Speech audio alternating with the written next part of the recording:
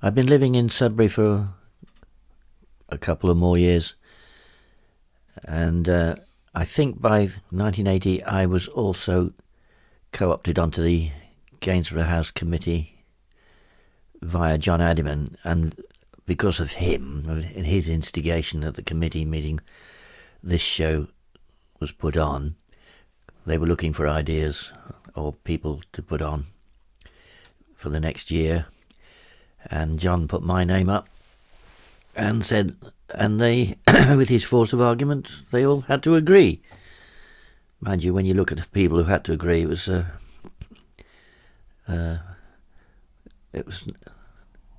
easy to see why his forceful comments went through.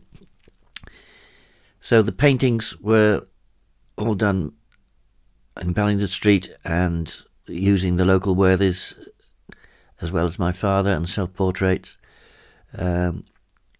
I'd moved from Norwich. I'd had a bad separation, divorce, etc., and was finding my way. A friend of mine gave me a cottage to live in till I'd sorted myself out, and I started work there and lived in it for a few months, perhaps almost a year, and then bought my house across the road, which was an old weaver's cottage, and made this, which were 3 stories, and the middle story I turned into a studio and started work there.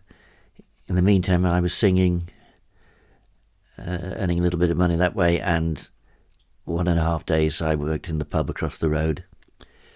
Hence the use of the locals, the regulars at the pub, in the paintings.